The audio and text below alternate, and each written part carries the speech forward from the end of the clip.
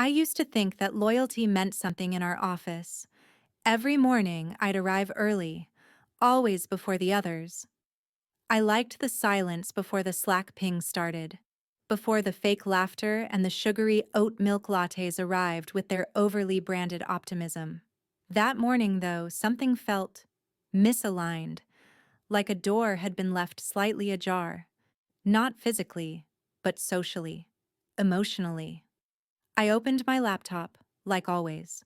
The startup's open plan office was still dim in the California light, and the neon sign that read, "We build what's next," flickered slightly above the espresso bar. I scrolled through my inbox, trying to shake the feeling off. And then I saw it. A calendar update. Subtle, silent, sly. A strategy meeting had been rescheduled without me. One I had set up. One I was meant to lead. I hovered over the invite. The new host? Juno Ray? My assistant? My very recent assistant. For a moment, I assumed it was a mistake. She was young, eager, sometimes sloppy. But then I noticed something else. The guest list had changed. My name was missing. Deleted. And not just from that meeting, but from two others later in the week. I leaned back slowly in my chair, eyes on the screen, heart suddenly too loud. It wasn't just about a calendar. It was about control.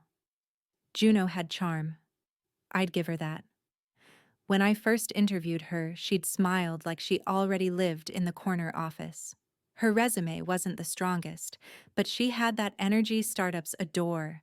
Fast-talking, social media fluent, and always ready to pivot. At first, I admired it. I even thought she reminded me of a younger me. But now? Now she was hosting strategy meetings with my team. Still, I didn't panic. I took a breath. There's something you learn when you've worked with too many boys in suits and too many girls who weaponize charm. If you lose your cool, they win faster. I walked calmly to the kitchen, made my coffee, and returned. Then I opened Slack. The Number Marketing Insights channel had new messages. I scrolled, slowly. Juno had posted a link to a campaign deck, my campaign deck, but with her name on the credits. No mention of me, no mention of the weeks I'd spent refining it with Mara, our analyst. Just excited to share what I've been working on, as if. My fingers paused on the keyboard. I could have replied right then, corrected her in front of the team, reminded everyone who had actually built the strategy behind the summer rollout. But I didn't. Instead, I clicked save. And then I started a new folder on my desktop. I named it Receipt Archive. From that moment on, I documented everything. Quietly. Every shift in meeting invites, every email that skipped me, every chat where Juno casually inserted herself into roles she hadn't earned. She was testing boundaries, pushing just far enough to see what she could get away with. And people were falling for it. Reed, the CEO, was eating it up. He loved her energy, called her a game changer in our last all hands. He even mentioned her on LinkedIn, our rising star. It stung, not because I needed the spotlight. I never cared about that, but because I saw the game she was playing, and no one else seemed to, except maybe Mara. She messaged me that afternoon. "Hey, saw the update in Insights. That was your deck, right?" I replied, "Yep. Want me to say something?" "Not yet." I wasn't ready. Not until I knew just how far Juno was willing to go. And deep down, I already suspected. Pretty far. They say betrayal starts as a whisper. But in my case, it was more like a smirk. It happened during our Wednesday stand-up. The team was gathered around the oversized screen in the glass-walled conference room, sipping overpriced kombucha and pretending to be more alert than they were.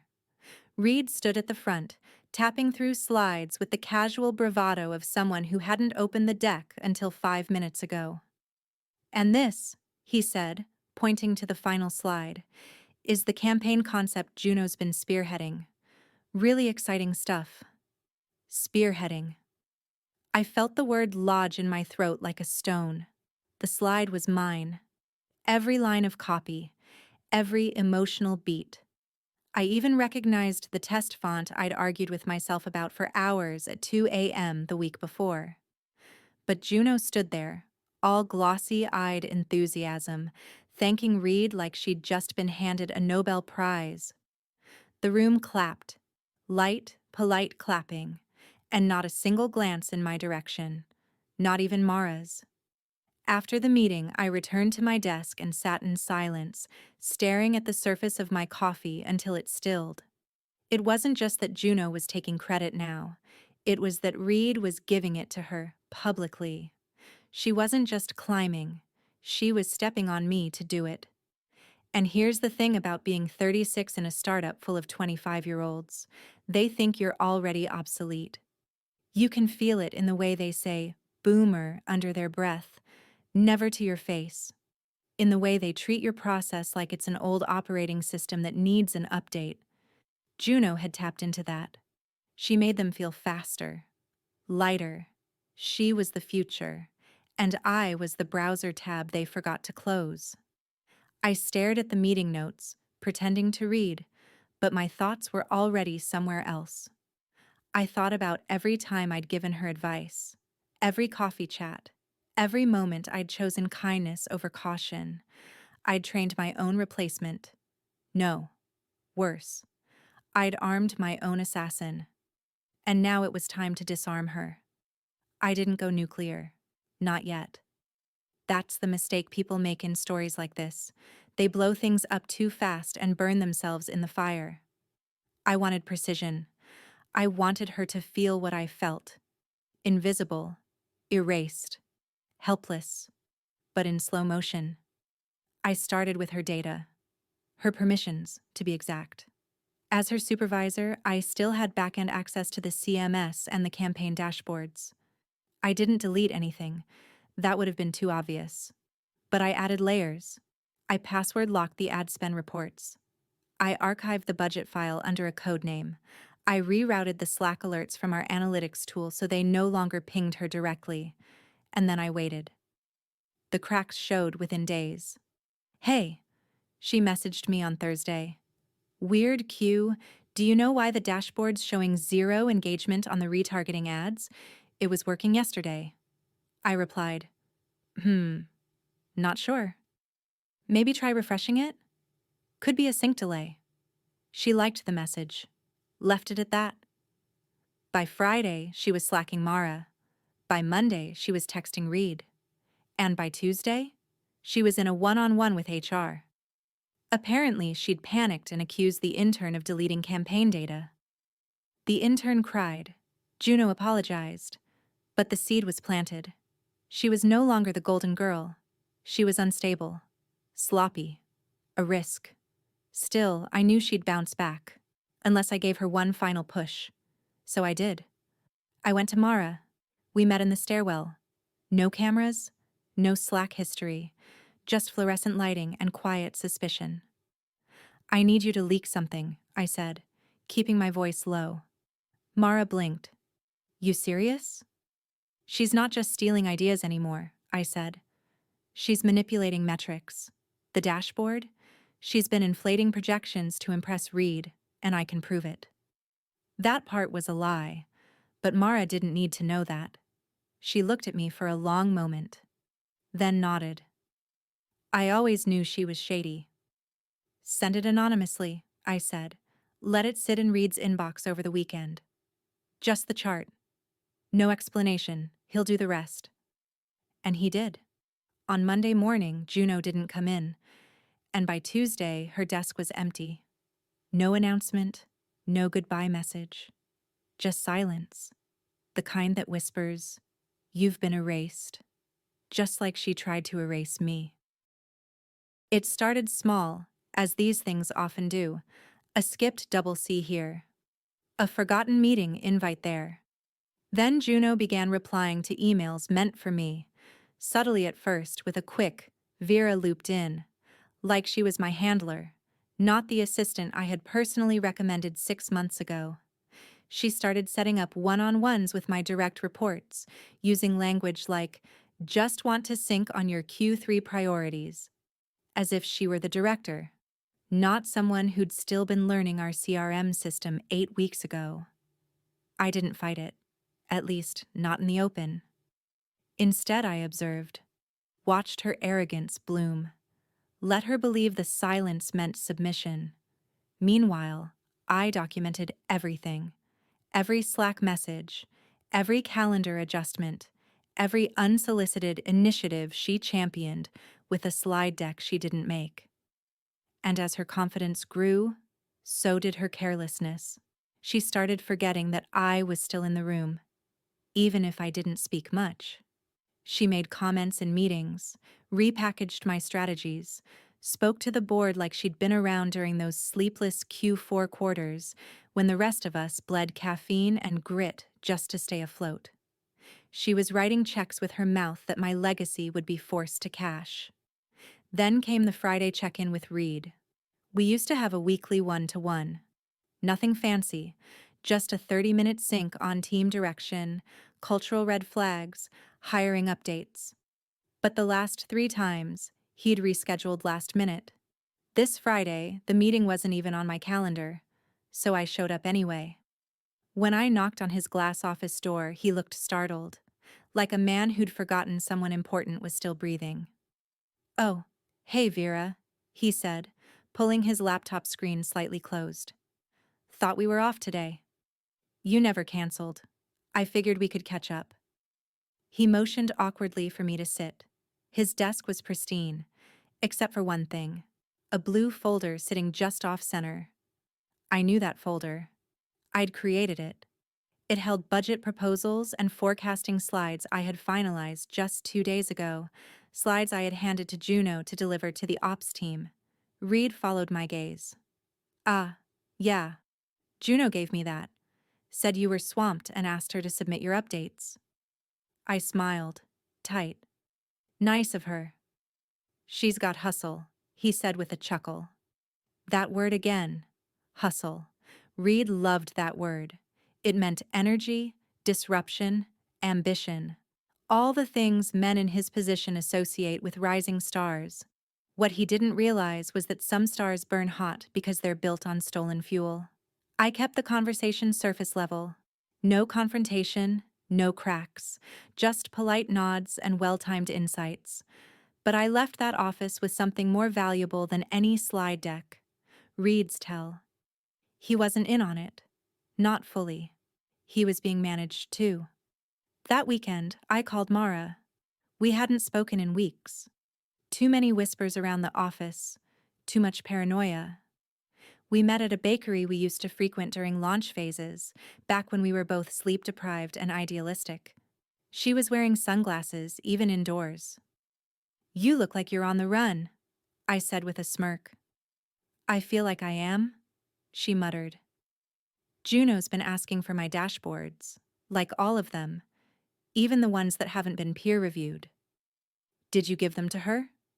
Number I said they weren't final. "Technically true." "Good." She leaned forward. "What's your plan?" I sipped my coffee, then met her eyes. "Let her walk into the fire. All I have to do is light the match." That night, I stayed up late. I reopened an old pitch deck, the one I knew Juno had copied parts of for her own version. I cleaned it up, dated every slide, reattached metadata. I even found the old voice memo where I'd talked Reed through the original structure during a Sunday phone call. He was out walking his dog, and the birds could be heard chirping in the background, time-stamped, archived. By midnight, my digital folder was immaculate. Screenshots, calendar logs, Slack threads, even a screen recording of her editing one of my files. She forgot to turn off version history. It was damning, but I wasn't ready to use it. Not yet. Because power isn't just about the weapon you hold. It's about knowing when to aim. And Juno wasn't done digging. I needed one more overstep. One undeniable act of theft. And I knew it was coming. Because people like her don't stop. They can't. When you build your empire on borrowed bricks, you have to keep stealing just to stay standing. And I was already holding the demolition blueprint. Juno's fatal flaw wasn't ambition, it was speed. She moved too fast, too loudly, mistaking urgency for strategy. She hadn't yet learned what real power looked like. It wasn't in the flash of all-hands presentations or the speed at which you replied to executives on Slack. No, real power was quiet. It moved like a tide, slowly pulling you out to sea before you even realized you'd lost the shore. I knew exactly when she'd try again. The Monday investor prep session. It was supposed to be my show. I had crafted the narrative arc, chosen the case studies, even aligned with ops and marketing to nail the synergy. It was clean, it was bold, and it was mine. I hadn't shared the final version with anyone, not even my closest allies, but I had shared an older draft, the wrong one, on purpose. So when I saw Juno in the conference room Monday morning, setting up her laptop, already mic'd up, I knew she had taken the bait. She gave me a breezy wave. "Morning, Vera. You're early. So are you." I figured I'd run through some slides before the meeting. I made a few adjustments. I smiled like I hadn't noticed the deck already open on the monitor behind her. My old title slide, my formatting, my font choices. But with all the errors still intact. She'd polished my version like a thief polishing stolen silverware. I let her have it. Let her walk into the lion's den. Because I had already spoken to Liana from legal the night before. Not to file a formal complaint. No, that would be too soon. Instead, I'd asked her a hypothetical question about IP ownership and internal document attribution. Then I'd casually CC'd myself on the reply. I also knew that Jared, our VP of Finance, would be in the room. He hated lazy duplication. And that Nico, our creative director, would recognize his rejected layout template from last quarter. Juno was stitching together our discarded work and parading it as brilliance. The room filled up fast. Reed sat at the head, distracted by his phone, as always. Jared flipped through his printed agenda. Liana smiled politely, glancing at her watch. And Juno, oh Juno, began her performance. "Good morning, everyone. I wanted to kick things off by showing you a new vision for our Q4 investor narrative, one that focuses on alignment, clarity, and momentum." She clicked the first slide, and then she talked, and talked, and talked. She used my phrases, my rhythms. She even misquoted a stat I had flagged as outdated in my newer version. It was like watching a karaoke version of my brain, a cheap cover act of everything I'd bled to build. When she was done, the silence was beautiful. Reed blinked. "Is this the final deck?" "It's the version I thought told the best story," she said, smiling sweetly. Jared frowned. "Some of these numbers don't match our ops summary from last week." "Oh, I might have pulled an earlier dataset, but the framing is solid, right?" Liana leaned forward, eyes sharp. "Who's listed as the author in the version history?" Juno hesitated. "I worked from a base Vera created," she said quickly. "But the storytelling is original." I stood slowly. "Actually, Liana, if you check your inbox, you'll find a version audit I sent this morning, just for transparency." Juno's face lost color. Liana opened her laptop. Clicked. Then paused. The room went still. "This shows that Juno made edits to Vera's document but didn't credit the source in the properties file," she said quietly. "And the content matches the unapproved version from August." "Is that right, Juno?" Reed asked, tone unreadable. Juno stammered. "I was just trying to help. Vera's been overwhelmed." I thought. "I wasn't overwhelmed," I said calmly. "I was waiting." And with that, I took control. I plugged in my laptop, opened the real deck, walked them through the cleaned-up data, The refined vision, the approved quotes from our partners. Slide by slide, I built the trust Juno had just burned to ash. When I finished, the applause was polite, but real. Reed cleared his throat. Vera, this is excellent. Why didn't you present first? I thought it would be enlightening to see both approaches. Juno didn't speak. She sat still, face blank, like a glass finally realizing it was empty. The meeting ended, but the story didn't. Later that afternoon, Reed pulled me aside. She's not going to last here, he said. I didn't reply. I didn't need to. He was right. She wouldn't last. Because ambition without respect is like gasoline without a car. It burns fast, bright, and ends in smoke. And I had just lit the match.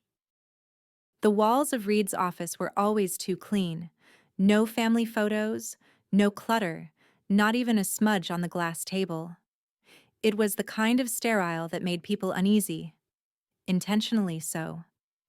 And today, Juno sat in one of those pristine chairs, legs crossed tightly, eyes flicking between Reed and the closed door. Her smile was gone. Her confidence, the curated, chirpy kind, had dissolved into something sharp and cornered. I stood behind the tinted glass for a moment, unnoticed, watching her crumble in real time. When Reed finally called me in, he didn't look up. Vera, have a seat. I did. Not next to Juno, opposite her. That was deliberate. A visual division, a silent signal. Reed folded his hands, slow and thoughtful. We need to clear the air about this morning's presentation. I think most of it was pretty clear, I said gently, locking eyes with Juno. She blinked. Once. Hard. Reed sighed. Look, Juno, you've been valuable on a number of projects. But today's misstep wasn't minor. We're in investor territory now. What you show reflects the entire company. Juno's voice cracked as she spoke. I didn't mean to mislead anyone. I was just trying to take initiative. Reed cut in, sharper now. Initiative is rewriting a bad deck into a great one, not copying it, slapping your name on it, and hoping no. The room was silent, too silent. Even the ever-humming espresso machine in the office kitchen seemed to hold its breath. Tess Morgan stood in the boardroom, her heels planted, her hands steady. Across from her, Juno Ray lounged confidently in one of the leather chairs, legs crossed, sipping coffee like it was just another Monday. Reed Holloway, the CEO, glanced nervously between them, clearly aware something was brewing but too spineless to intervene. The flash drive in Tess's hand was unassuming. Polished, small, dangerous. I want to talk about integrity, Tess began, her voice calm but commanding. She didn't need volume. The gravity of her presence did the work. Specifically, how easily it crumbles when ambition is unchecked. Juno chuckled under her breath. Is this another one of your lectures, Tess? Tess ignored her, walking slowly toward the screen on the wall. With one motion, she plugged the drive in. The screen flickered, then came to life. Emails, documents, timestamps, evidence. I've been quiet for a long time, Tess said, facing the room now, her voice gaining heat. Long enough to watch someone manipulate their way to the top, to forge reports, to claim credit for ideas that weren't theirs. And when that wasn't enough, frame someone else. Juno shifted in her seat. Are you seriously doing this? She snapped, the color draining slightly from her cheeks. Oh, I'm very serious, Tess replied. She turned to Reed. The campaign that saved us from losing the Stellar Tech account, that was mine. The metrics in that report you reviewed last quarter, altered. By her. Reed blinked. Wait, what are you saying? I'm saying, Tess said, her voice sharp now, that Juno Ray has been lying to this company for months, manipulating data, gaslighting your staff. She built her empire on ashes and stolen bricks. Juno stood up. the chair scraping loudly behind her. You don't have proof. The screen flipped to a recorded video. It was Ben Carter, the junior analyst. Nervous, yes, but clear. I was told by Juno Ray to replace key figures in the quarterly report, his recorded voice echoed. When I asked why, she said, just make us look good. The board won't notice.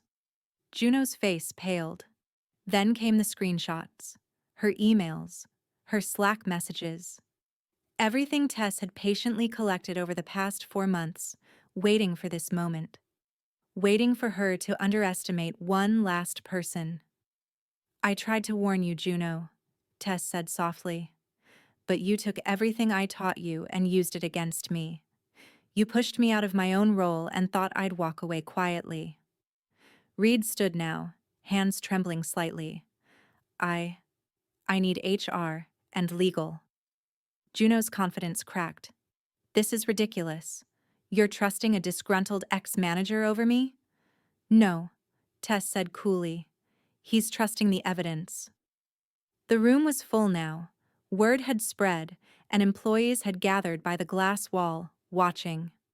No one looked away. No one stepped in. It was too late for that. Tess turned off the screen. I'm not staying. I never wanted your job, Juno. I just wanted the truth in the open. As she turned to leave, Juno's voice cracked behind her. You'll regret this. Tess paused in the doorway and looked over her shoulder. I already did. But not anymore. She stepped out of the boardroom, past the rows of stunned employees, past the whispers and widened eyes. Her heart pounded, but it wasn't fear. It was release. Outside, the city was loud and alive, the afternoon sun catching in the glass buildings like fractured gold. Tess let the door close behind her, a soft final click, and walked into the street without looking back. She had lost a job. She had reclaimed her name. And somewhere deep inside, she had found the version of herself that never needed a spotlight to shine.